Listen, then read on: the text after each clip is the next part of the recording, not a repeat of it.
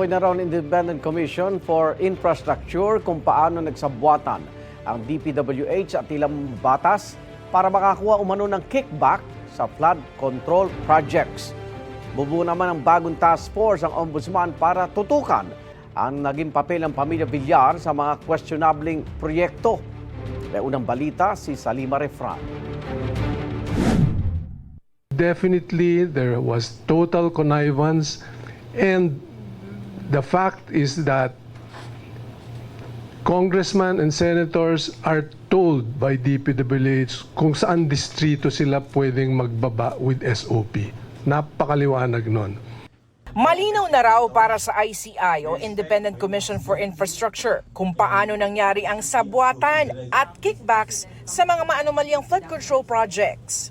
It's a matter of identifying people who were involved in the connivance that really brought this whole government machinery system total breakdown. Sentro raw sa anomalya ang DPWH. The process to us, especially coming from DPWH, is already very clear. Without the role of DPWH officials, hindi mangyayari to. At sir, aabot yun hanggang sa mga sekretary. Umabot na nga eh.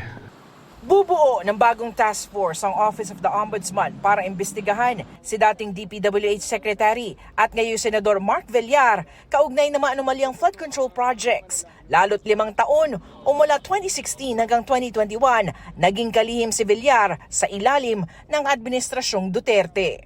Because it did not start the last 2 years. It started way back, started in tiny bits in 2018, started to grow. When they perfected the system, it started in tremendous leaps and bounds. Kasama rin sa investigasyon sina dating Senador Cynthia at kasalukuyang Senador Camille Villar para sa mga proyekto sa baluarte nilang Las Piñas at kalapit na lugar na Bacoor, Cavite. Inaalam kung nakinabang dito ang mga ari-arian at negosyo ng mga Villar. They're the landowners also that benefited from that. Yung Zapote River Drive, together with the Bacoor properties that were boundaries on the rivers, no? Dinaanan ng river, there were improvements made in that area. That's one thing that has to be looked at. Ano yun eh, pag tigaroon ka, pag dumaan ka ron, alam mo kanilang lupa yun. Nakita mo yung river wall, tanong mo, sino ba gumastos? Gobyerno o sila? Ganun kasimple yun. Kumugulong na rin daw ang investigasyon sa pananagutan ni na dating Senate President Chis Escudero at dating House Speaker Martin Romualdez kung bakit nakalusot ang national budget na puno ng napakaraming insertions. All the narrations from the beginning of the Senate trials that led to these revelations, all of them will be used in putting up the theory of gross excusable negligence. They were able to come up with that budget which included insertions, which included diversions of money from what was supposed to be to what became. So that is, if it's not criminal, then it must be negligence. Si Escudero, idinawit rin sa anomalya ni dating DPWH Undersecretary Roberto Bernardo. We have statements leading of a money trail leading to him, narrations of fact that are there already.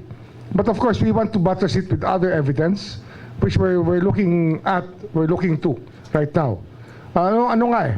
Pag wala ka makitang AMLA trail, then you have to follow a cash trail, and we will find it. Si Romualdez iniimbestigahan rin para sa pagtayo ni dating ako Bicol Party List Representative Zaldico bilang dating House Appropriations Committee Chair. It was really Zaldico working with some senators that came up with a final version of the budget.